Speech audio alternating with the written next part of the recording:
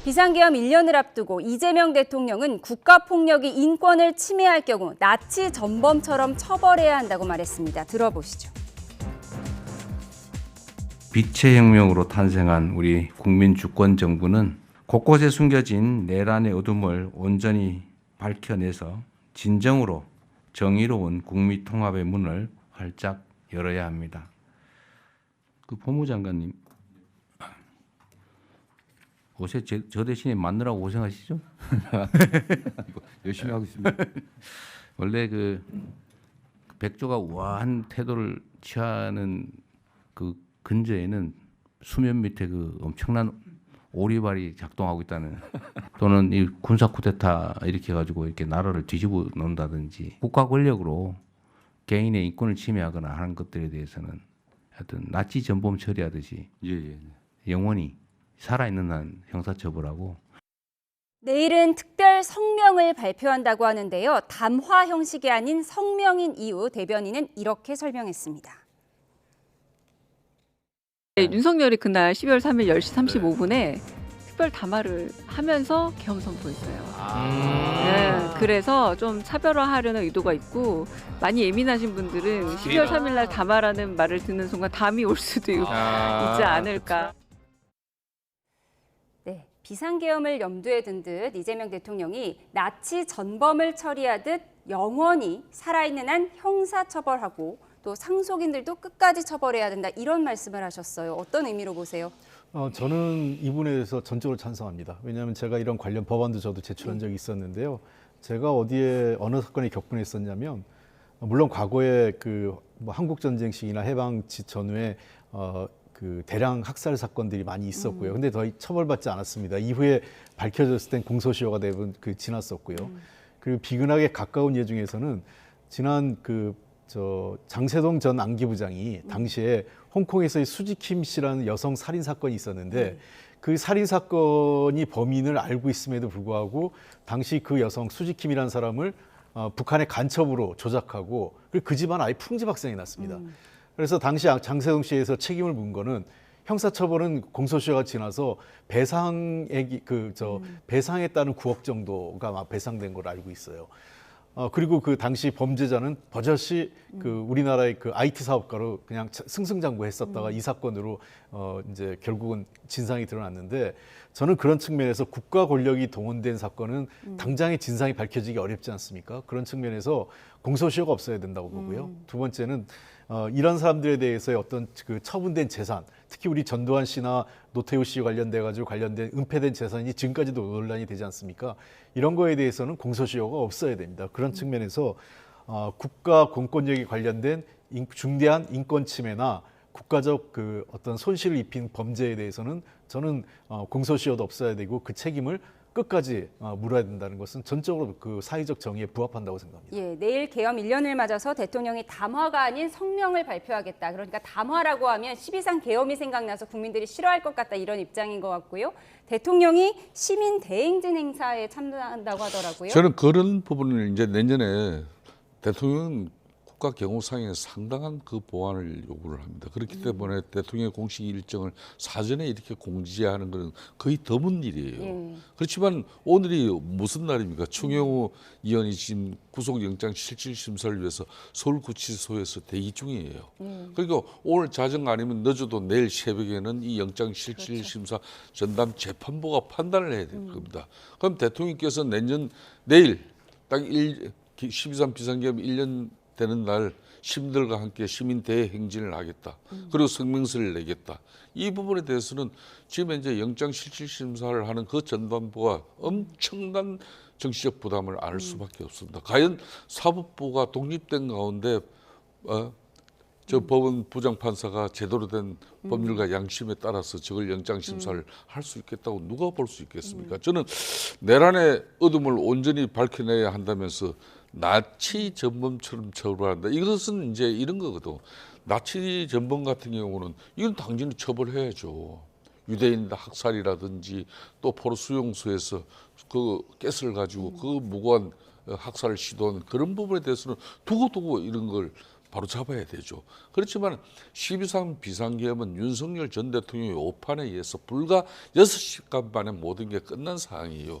대한민국 헌법과 법률이 제대로 작동돼 가지고 국회는 탄핵 소추 의결이 이루어지고 헌재는 그에 따라서 파면 결정 심판까지도 해내고 그리고 특검에 의해서 기소가 이루어지고 대한민국 또 법원에서는 공정한 재판이 지금 이루어지고 있습니다. 이 상태에서 끊임없이 내란 세력 척결이라는 미명하에 이런 정치적 행위를 한다면 언제 국민 통합이 이루어지겠습니까? 이거는 올고지 제1야당 정치 세력, 이 보수 전형의 씨를 갖다 저는 말리지 않고서는 이런 발언 대통령이 나서서 하면 안 된다고 저는 알겠습니다. 대통령 행보가 사법부에 압박을 줄 수 있다는 개인 의견 주셨습니다. 지금까지 정치원 홍익표 전 민주당 원내대표, 김성태 전 국민의힘 원내대표와 함께했습니다. 고맙습니다.